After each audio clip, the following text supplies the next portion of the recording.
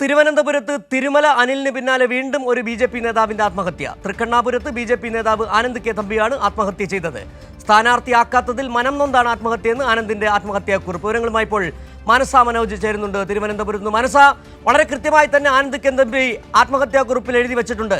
തനിക്ക് സ്ഥാനാർത്ഥിത്വം നൽകിയില്ല, മറിച്ച് മണ്ണ് മാഫിയയിൽപ്പെട്ട ആളുകൾക്ക് സ്ഥാനാർത്ഥിത്വം നൽകി. ഇതാണ് 16 വയസ്സ് മുതൽ RSS പ്രവർത്തകനായ തന്നെ അവഗണിച്ചതിൽ ആത്മഹത്യ ചെയ്യുന്നു എന്നാണ് പറയുന്നത്. അതോടൊപ്പം തന്നെ വളരെ ഗുരുതരമായ ഒരു കാര്യം കൂടി അതിൽ എഴുതി വെച്ചിട്ടുണ്ട്. ഒരു RSSകാരനും ഒരു BJP-കാരനും തൻ്റെ ഭൗതിക ശരീരം കാണാൻ വരരുതെന്നും അനുവദിക്കരുതെന്നും. എന്താണ് ആനന്ദ് കെ തമ്പി ആത്മഹത്യാക്കുറിപ്പിൽ പറയുന്നത്? മറ്റു വിവരങ്ങൾ.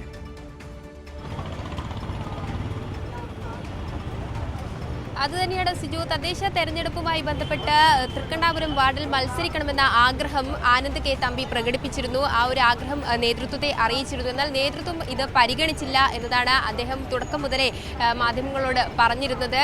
ഈ കാരണത്താൽ വിമത സ്ഥാനാർത്ഥിയായി മത്സരിക്കാൻ തീരുമാനിക്കുകയായിരുന്നു. മാത്രമല്ല, വിമത സ്ഥാനാർത്ഥിയായി മത്സരിക്കുമ്പോഴും തന്നോടൊപ്പം BJP പ്രവർത്തകരെയോ അതോടൊപ്പം തന്നെ മറ്റ് RSSന്റെ പ്രവർത്തകരോ വരുമ്പോൾ അവരെ വിലക്കുന്ന ഒരു സ്വഭാവവും BJP നേതൃത്വത്തിന് ഉണ്ടായിരുന്നു. ഒപ്പം തന്നെയാണ് അടുത്ത സുഹൃത്തുക്കൾ പോലും തന്നിൽ നിന്നും അകലുന്ന ഒരു സ്ഥിതിയുമുണ്ട്. ഒപ്പം ഈ തൃക്കണ്ണാപുരത്ത് ഈ വാർഡിൽ അവർ പരിഗണിച്ചത് എന്നത് പറയുന്നത് മാഫിയ, അതായത് മണ്ണ് മാഫിയ ബന്ധം സംരക്ഷിക്കാൻ വേണ്ടി ഈ ഏരിയ തൃക്കണ്ണാപുരത്ത് BJPയുടെ ഏരിയ പ്രസിഡന്റ് ഉൾപ്പെടെയുള്ള ചില നേതാക്കളുടെ പേര് ഈ ആത്മഹത്യാക്കുറിപ്പിൽ പരാമർശിച്ചിട്ടുണ്ട്. അവർക്ക് മണ്ണ് മാഫിയയുമായി ബന്ധമുണ്ട്. ആ ഒരു മണ്ണ് മാഫിയ ബന്ധം സംരക്ഷിക്കാൻ വേണ്ടിയായിരുന്നു അവിടെ മറ്റൊരു സ്ഥാനാർത്ഥിയെ നേതൃത്വം പരിഗണിച്ചത്. അതിലുള്ള വിമർശനവും അല്ലെങ്കിൽ അതിലുള്ള എതിരഭിപ്രായവും താൻ രേഖപ്പെടുത്തിയിരുന്നു. എങ്കിൽ കൂടിയും നേതൃത്വം തന്നെ കേൾക്കാനോ അല്ലെങ്കിൽ പരിഗണിക്കാനോ തയ്യാറായില്ല എന്ന് തന്നെയാണ് ആത്മഹത്യാക്കുറിപ്പിൽ ആനന്ദ് കെ തമ്പി സൂചിപ്പിച്ചിരിക്കുന്നത്. ഇതിൽ മനം നൊന്താണ്. മാത്രമല്ല, ഇത്തരത്തിലുള്ള ഒരു നേതാക്കളുടെ സമ്മർദ്ദം താങ്ങാനാവാതെയാണ് താൻ ഇത്തരത്തിലുള്ള ഒരു പ്രവൃത്തിയിലേക്ക് നീങ്ങുന്നത് എന്നതടക്കമുള്ള കാര്യങ്ങളാണ് ആത്മഹത്യാക്കുറിപ്പിൽ പരാമർശിച്ചിരിക്കുന്നത്. പിന്നാലെ കുടുംബത്തിൽ നിന്നും തനിക്ക് ഇത്തരത്തിൽ ഒരു അനുഭവം ഉണ്ടായി. നാടിനും വീടിനും അതോടൊപ്പം തന്നെ കൂട്ടുകാർക്കിടയിലും താൻ വേണ്ടപ്പെടാത്ത ഒരാളായി മാറി. അതോടുകൂടിയാണ് ഇത്തരത്തിലുള്ള ഒരു തീരുമാനത്തിലേക്ക് താൻ നയിക്കപ്പെട്ടത്, ആത്മഹത്യയിലേക്ക് പോകുന്നത് എന്ന രീതിയിലുള്ള പരാമർശങ്ങളാണ് ആത്മഹത്യാക്കുറിപ്പിൽ ഉള്ളത്. അതിൽ കൃത്യമായി തന്നെ ആനന്ദ് കെ തമ്പി പറയുന്നുണ്ട്, തന്നിൽ നിന്നും ചില സുഹൃത്തുക്കൾ വരെ അകന്നുപോയി ഈ BJPയുടെ നേതൃത്വം ഇടപെട്ടതിന് പിന്നാലെ എന്നത്.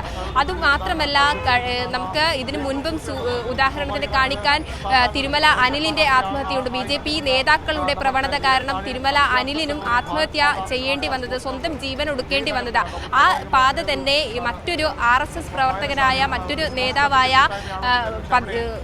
16 വയസ്സു മുതൽ നേതൃത്വത്തിനകത്ത് പ്രവർത്തിച്ച പാരമ്പര്യമുള്ള മറ്റൊരു നേതാവിനും അതേ രീതിയിലേക്ക് പോകേണ്ടി വന്ന ഒരു അവസ്ഥയാണ് ഇപ്പോൾ നമുക്ക് മനസ്സിലാക്കാൻ കഴിയാവുന്നത്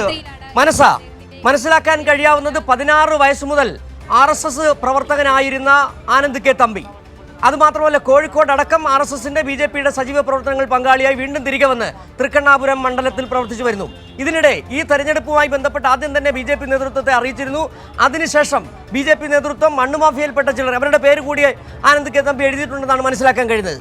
അത് കിട്ടാത്ത സാഹചര്യത്തിൽ വീണ്ടും സ്വതന്ത്ര സ്ഥാനാർത്ഥി ആനന്ദ് കെ തമ്പി മത്സരിക്കാൻ ശ്രമിക്കുന്നു. അവിടെയും വലിയ തരത്തിലുള്ള ഭീഷണി BJP നേതൃത്വത്തിന്റെ ഭാഗത്തുനിന്നുണ്ടാകുന്നു. അതിനെ തുടർന്ന് ആനന്ദ് കെ തമ്പി ആത്മഹത്യ ചെയ്യുന്നു. അതായത് ഒരു തരത്തിലും ജീവിക്കാൻ കഴിയാത്ത തരത്തിലേക്ക് കാര്യങ്ങൾ മാറിയപ്പോഴാണ് ആനന്ദ് കെ തമ്പി ആത്മഹത്യ ചെയ്തത്. പലരുടെയും പേര് അതിലെടുത്ത് പറഞ്ഞിട്ടുണ്ടല്ലോ മാനസ, പല BJP നേതാക്കളുടെയും.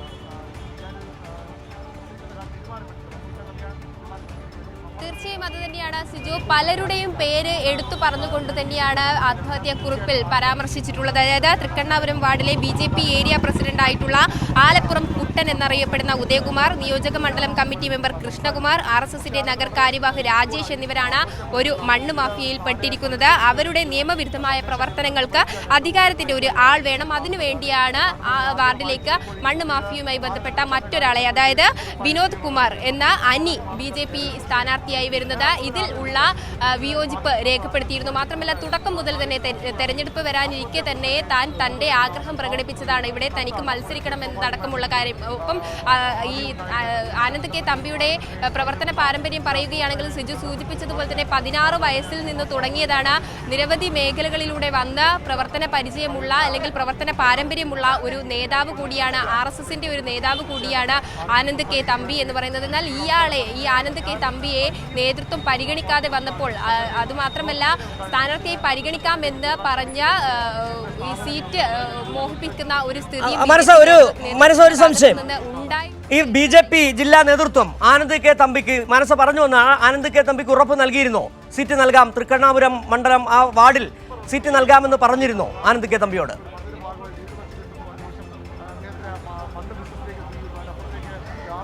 തീർച്ചയായും ഇത്തരത്തിലുള്ള വിമത സ്ഥാനാർത്ഥിത്വവുമായി ബന്ധപ്പെട്ട് മത്സരിക്കുമെന്ന് പറഞ്ഞ അല്ലെങ്കിൽ അറിയിച്ച ഒരു കാലമുണ്ടായിരുന്നു. അതായത് കഴിഞ്ഞ ആഴ്ചയോടുകൂടിയായിരുന്നു ഇത്തരത്തിൽ താൻ മത്സര രംഗത്ത് ഇറങ്ങുന്നു എന്ന് ഇത്തരത്തിൽ ആനന്ദ് കെ തമ്പി പറയുന്നത്. അതുമായി ബന്ധപ്പെട്ട് നമ്മൾ തന്നെ അദ്ദേഹത്തെ ബന്ധപ്പെട്ടിരുന്നു. അപ്പോഴും അദ്ദേഹം പറഞ്ഞത് ഇത്തരത്തിൽ താൻ മത്സരിക്കാം എന്ന് പറഞ്ഞപ്പോൾ, അത്തരത്തിലുള്ള ഒരു താല്പര്യം പ്രകടിപ്പിച്ചപ്പോൾ ആ ഒരു സീറ്റ് തന്നെ പരിഗണിക്കുന്നു എന്നതായിരുന്നു അറിഞ്ഞിരുന്നത്. എന്നാൽ സ്ഥാനാർത്ഥി പട്ടിക പ്രസിദ്ധീകരിച്ചപ്പോൾ തൻ്റെ പേര് വന്നില്ല.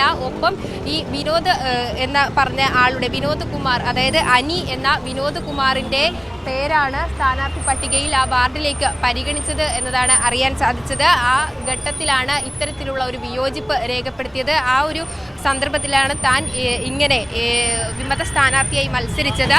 പിന്നാലെയാണ് തനിക്കെതിരെ BJP നേതാക്കളെയും പ്രവർത്തകരെയും ഈ നേതൃത്വം തിരിച്ചുവിട്ടത്. അതായത് പ്രചരണത്തിനിറങ്ങുന്ന നേതാക്കളെയൊക്കെയും തന്നെ വിലക്കുന്ന ഒരു രീതി നേതൃത്വത്തിന്റെ ഭാഗത്ത് നിന്ന് ഉണ്ടായത്. ഒപ്പം തൻ്റെ അടുത്ത സുഹൃത്തുക്കൾ വരെ തന്നിൽ നിന്നും അകന്നു പോകുന്ന ഒരു സ്ഥിതിയാണ് ഉണ്ടായത്. ഇത് തനിക്ക് മനോവിഷമം ഉണ്ടാക്കി. ഒപ്പം തന്നെ പിന്നാലെ വീട്ടുകാരുടെ ഭാഗത്ത് നിന്നും തന്നോട് മോശമായ രീതിയിലുള്ള, അതായത് തന്നെ വേണ്ടാത്ത രീതിയിലുള്ള പ്രവൃത്തിയായിരുന്നു ഉണ്ടായിരുന്നത്, അല്ലെങ്കിൽ പെരുമാറ്റമായിരുന്നു.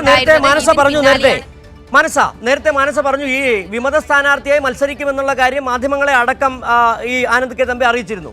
വിനോദ് കുമാറിനെ സ്ഥാനാർത്ഥിയാക്കിയതിന് പിന്നാലെ മാധ്യമങ്ങളെ അറിയിക്കുകയും ചെയ്തിരുന്നു. അന്ന് തന്നെ മത്സരിക്കുമെന്ന് പറയുകയും ചെയ്തു. അതിനുശേഷം എന്താണ് സംഭവിച്ചത്?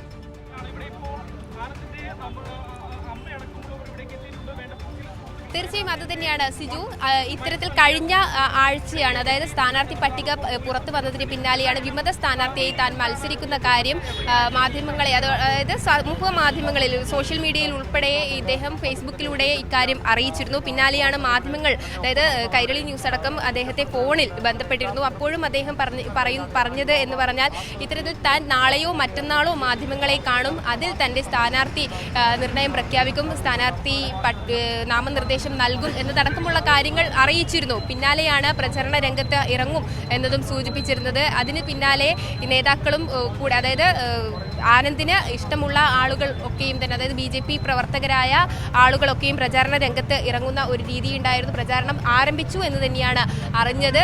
പിന്നാലെ നേതൃത്വം ഇടപെട്ട് ആ പ്രചാരണത്തിനിറങ്ങിയ ആനന്ദ് ഒഴികെയുള്ള മറ്റ് BJP RSS പ്രവർത്തകരെ വിലക്കുന്ന ഒരു രീതി ഉണ്ടായിട്ടുണ്ട് എന്നതാണ് ആത്മഹത്യാക്കുറിപ്പിലൂടെ നമുക്ക് മനസ്സിലാകുന്നത്.